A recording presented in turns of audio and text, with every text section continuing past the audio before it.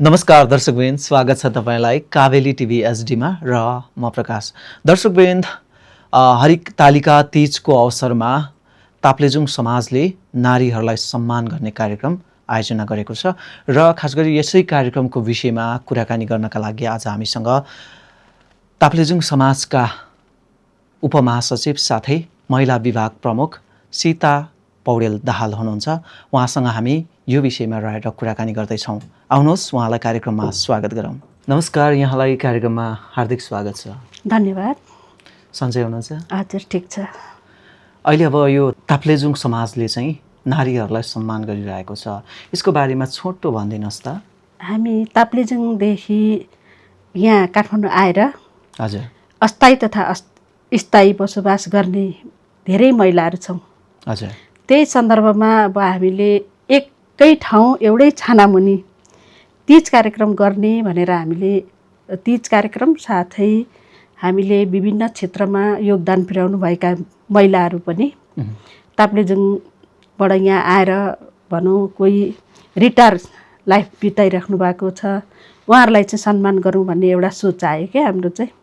उहाँहरूलाई अब हामी कतिपय उहाँहरूलाई चिन्न रहन्छौँ क्या। पञ्चायती कालमा पनि उहाँले भनौँ पर्यटन व्यवसायी र पर्यटन मन्त्री भएको एङ्किला शेर्पा हामीले देखेका थिएनौँ।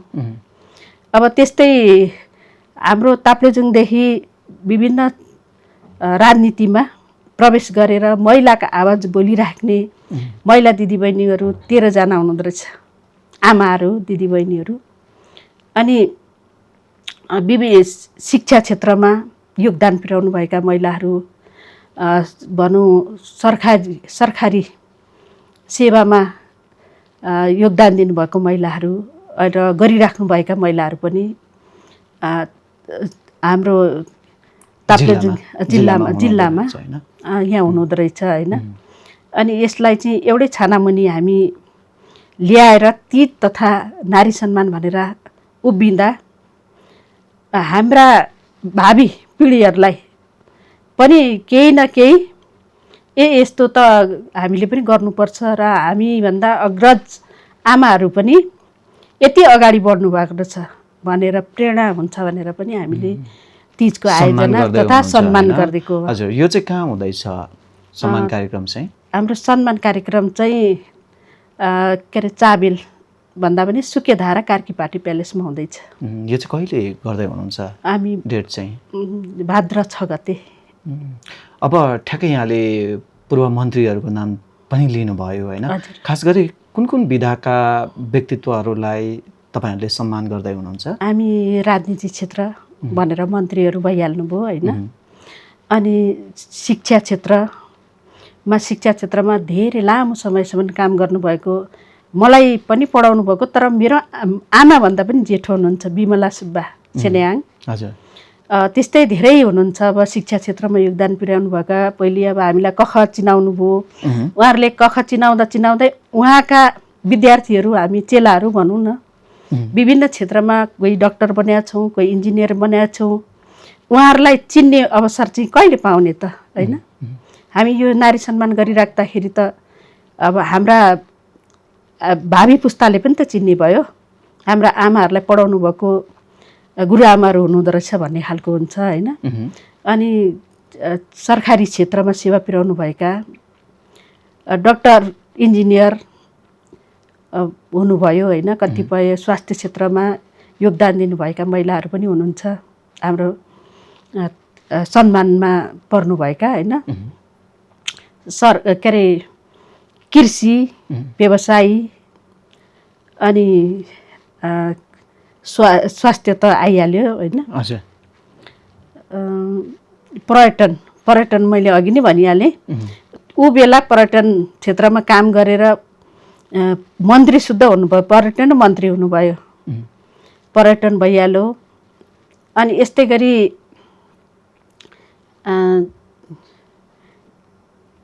समाजमा योगदान पुर्याएका व्यक्ति नारीहरूलाई चाहिँ होइन तपाईँहरूले सम्मान गर्दै हुनुहुन्छ।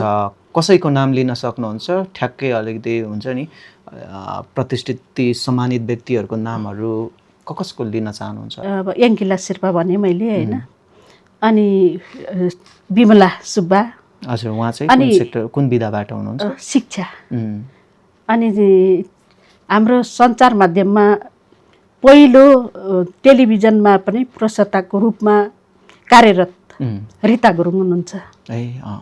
पहिलो नै हुनुहुँदो रहेछ उहाँ चाहिँ महिलाहरूमा। हजुर। अनि यस्तै गरी सामाजिक सेवा गरिराख्नु भएको एकजना बहिनी हुनुहुन्छ दीक्षा चापागाई।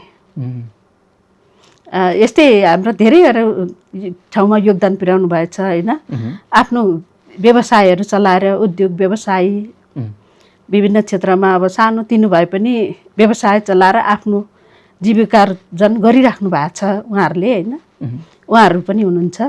अब यो सम्मान कार्यक्रम चाहिँ कतिको उपलब्धिमूलक होला जस्तो तपाईँहरूले महसुस गर्नुभएको छ? मलाई त धेरै नै हुन्छ जस्तो लाग्छ। किन भन्नुहुन्छ भने अब भावी पुस्ताले पनि एउटा थाहा पाउने भयो होइन।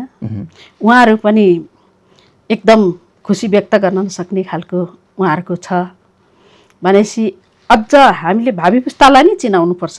उहाँहरू चाहिँ यस्तो हुनुहुन्थ्यो, उहाँहरूले गरेको कामले चाहिँ हामीले पनि सिक्नुपर्छ भन्ने खालको र उपलब्धि नै जस्तो लाग्छ मलाई चाहिँ।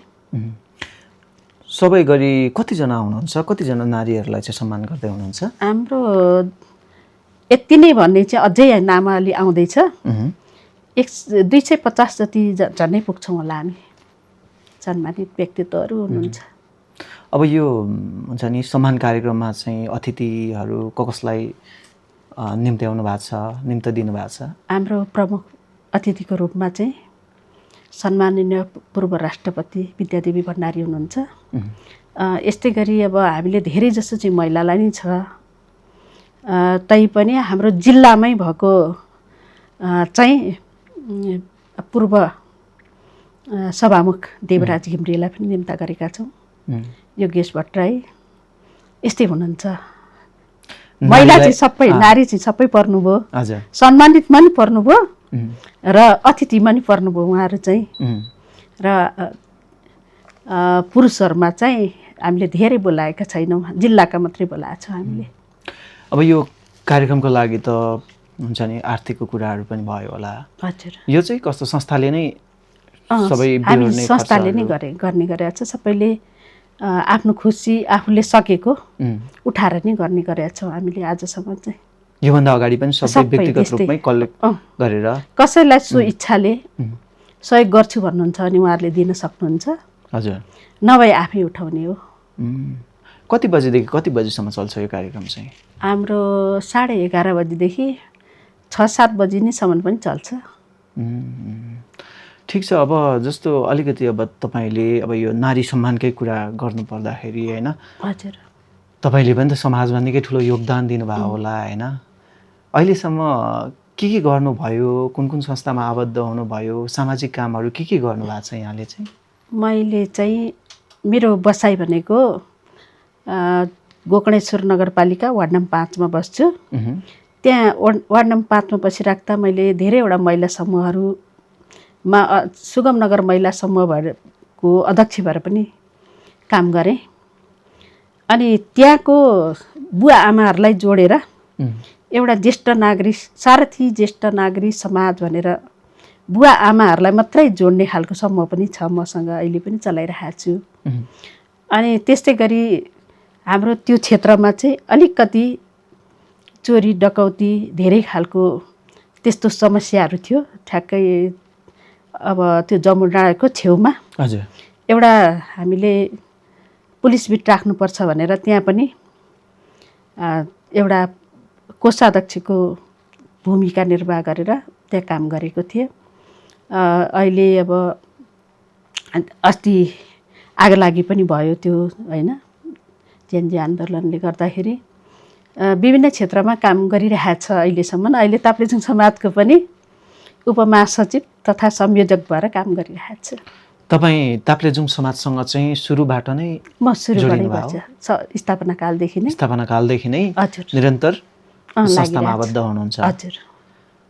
अब ताप्लेजुङ समाजले चाहिँ अन्य कामहरू के गरिरहेछ अहिले? यो अब नारी सम्मानको कुरा भयो, यो लगायत अन्य चाहिँ के कामहरू गरिरहेछ? योभन्दा स्थापना 75 सालमा भयो होइन। हजुर। अनि 76 सालमा हामीले तीज तथा आमा सम्मान कार्यक्रम राख्यौँ। हरितालिका तीज तथा आमा सम्मान कार्यक्रम भनेर राखेका थियौँ। आमाहरू झन्डै 200 भन्दा बढी आमाहरूलाई सम्मान गऱ्यौँ। अनि त्यस्तै गरी ताप्लेजुङको मौलिक चाडहरूलाई नै हामीले प्राथमिकता दिएर गरे हो होइन। हजुर। हाम्रो त ताप्लेजुङ भनेको त हिमाली जिल्ला विभिन्न जात जाति धर्म संस्कृतिमा आधारित जिल्ला हो। हजुर। अनि हामीले चाहिँ त्यहाँको जात जातिको मौलिक चाडहरूलाई चाहिँ हामी वार्षिक उत्सवको रूपमा मनाउने भनेर नै आयोजना गरेका थियौँ। त्यसमा तीज कार्यक्रम दोस्रो वर्ष हाम्रो किराँत धर्मावलम्बीहरूको चासुक तन्दाम, अनि त्यसपछि हामीले बौद्ध धर्मावलम्बीहरूको लोसार सँगसँगै बुबा सम्मान कार्यक्रम पनि गऱ्यौँ।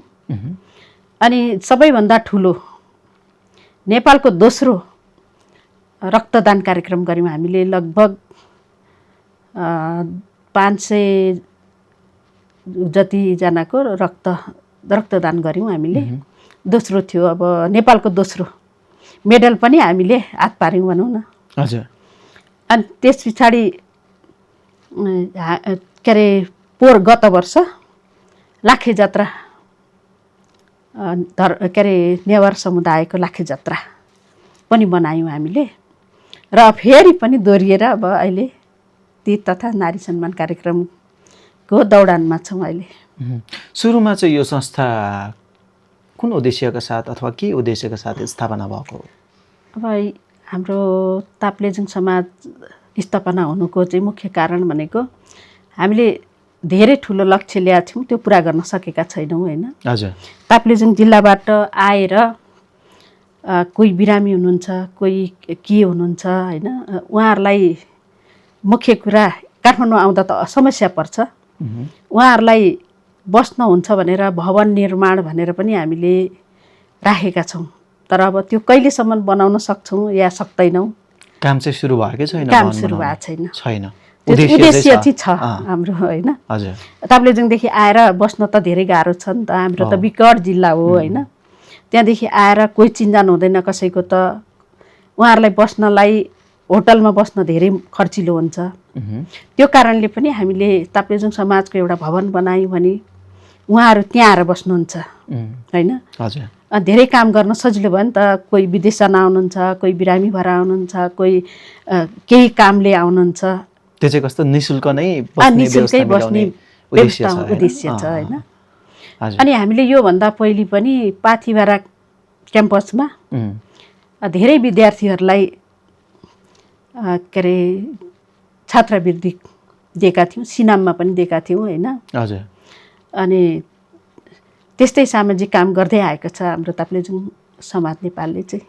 जस्तो अब यो त अब काठमाडौँ राजधानीमा छौँ होइन, यो समाज पनि अहिले राजधानीमै रहेको व्यक्तिहरू मात्रै त हुनुहुन्छ होला नि यसमा, सदस्य पनि सबै यसको? प्रायः जसो यहीँ छ भएको, अस्थायी अथवा स्थायी बसोबास गर्ने सबैजना यहीँ बस्ने नै छौँ हामी।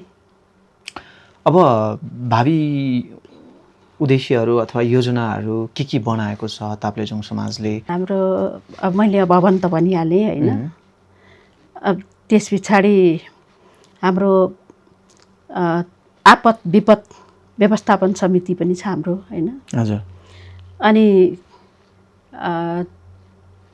पर्यटनसँग सम्बन्धित समितिहरू हाम्रा 5वटामा छन् होइन। त्यसले चाहिँ आफ्नो आफ्नो क्षेत्रमा काम गर्छ हाम्रो।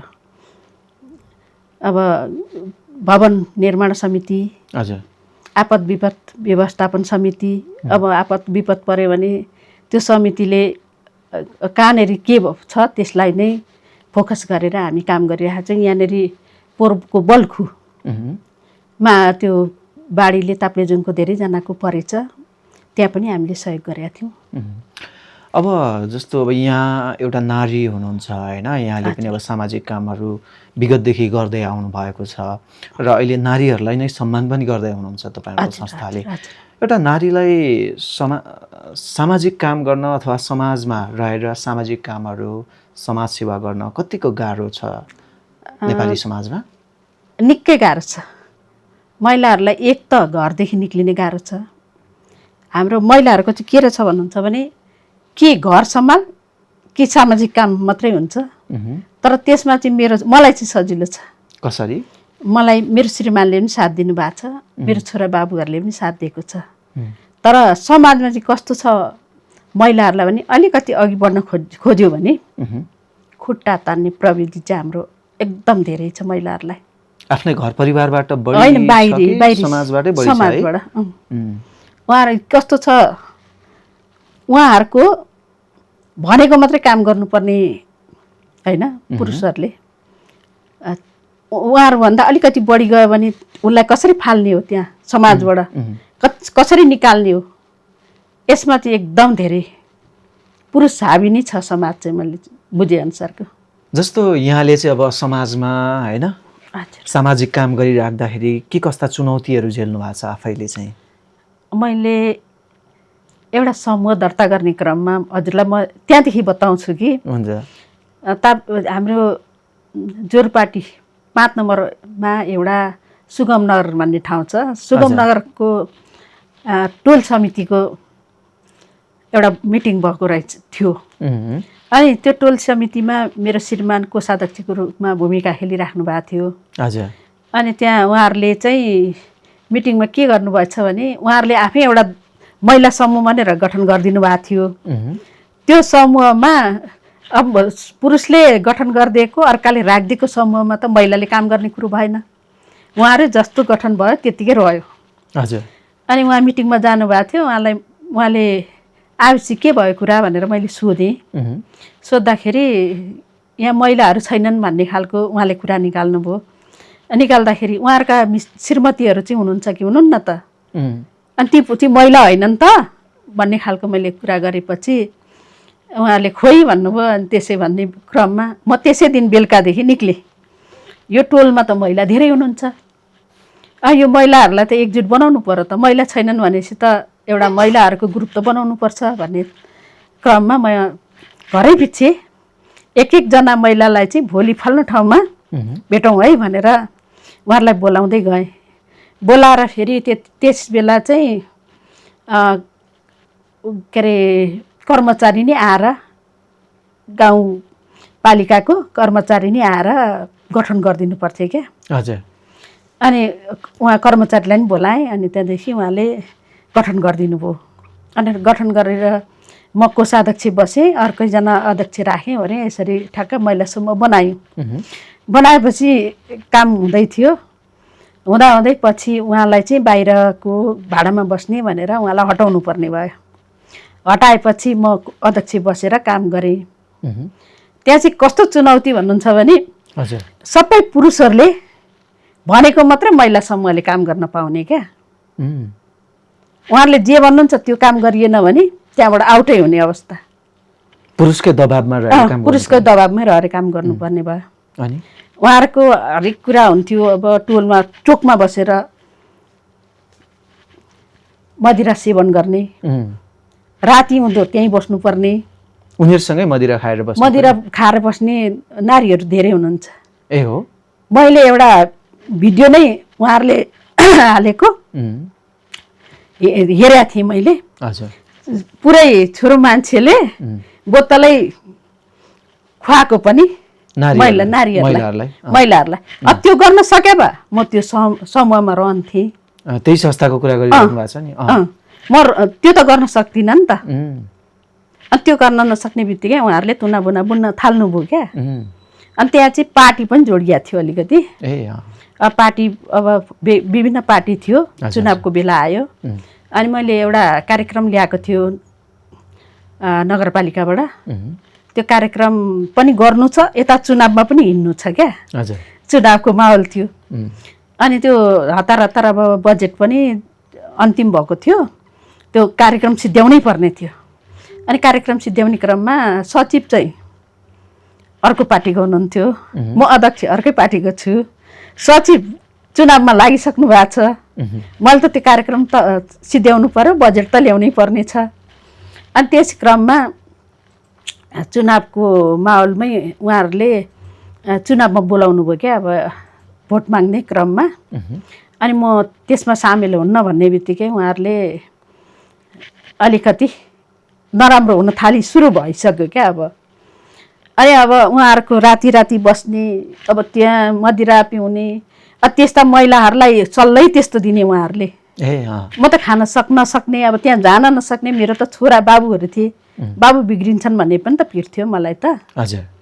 अनि त्यस्तै हुँदै थियो। अनि भुइँचालोको बेला 72 सालतिरकै कुरा हो यो। अनि उहाँहरू खाएर बस्नु भएको रहेछ। अनि हामी श्रीमान श्रीमती चाहिँ यसो टोलमा शीतल खाउँ भनेर घुम्दै हिँडेका थियौँ। अनि एकजना अलि धेरै ज्येष्ठ नागरिक हुनुहुन्थ्यो, उहाँले मेरो श्रीमानलाई बोलाउनु भयो, वीरेन्द्र यहाँ आऊ भन्नुभयो। उहाँले ल ल म आउँछु भन्दै हिँड्नुभयो। उहाँले के भन्नुभयो नि, उसकी बुढीसँगै छ, त्यसले आउन दिन्छ भन्नुभयो क्या। अब त्यहाँ रक्सी खान मैले श्रीमान पठाइनँ भनेर पनि दबाब भयो। त्यस्तो खालको पनि झेलियो भनौँ न महिलालाई। एउटा महिला अघि बढ्नको लागि धेरै गाह्रो, सामाजिक रूपमा पनि गाह्रो छ, गाह्रो छ। अनेक राजनीति हुने यो कारणले पनि गाह्रो छ। तपाईँले अन्य पनि धेरै यस्ता कुराहरू झेल्नु भयो होला। झेल्यो। अनि त्यहाँ एउटा पुलिस बनाउने क्रममा पनि धेरै दुःख गरियो होइन। हजुर। उहाँहरूले अलिकति बजेट थियो, त्यो निकाल्नलाई हजुर हरेक तरिका लाउनु भयो। सचिवलाई फोन गर्नुभयो, सचिवलाई त्यसलाई साइन गराउनु भन्नुभयो। अनि त्यो उसलाई कसरी निकाल्नेसम्म कुरा गर्नुभयो क्या। अनि महिलाहरूलाई कति दबाब रहेछ भन्ने कुरा त यसबाटै थाहा हुन्छ कि उहाँहरू सँगसँगै लागेर उहाँहरूकै तरिकाले हिँडिदिनुपर्छ महिलाहरूलाई। निकै अप्ठ्यारोको बिच पनि अघि बढ्नुपर्ने परिस्थितिहरू छ, तर कतिपय फेरि पुरुष पनि अलिकति होइन, कोही चाहिँ अघि बढ्नुपर्छ महिलाले नपरेका त होइनन् हैन। अहिले म ताप्लेजुङ समाजमा पनि त म भन्दा अरू महिला हुनुहुन्थ्यो नि। ताप्लेजुङ समाजमा चाहिँ कस्तो छ त? होइन, मलाई उहाँहरूले नै हो अगाडि बढाउनु भएको। संयोजक हुनुहुन्छ? हजुर, उहाँहरूले राखिदिनु भएको। म भएर म बस्छु भनेर राखे पनि होइन होइन। काम गर्न सहजै छ? सहज छ।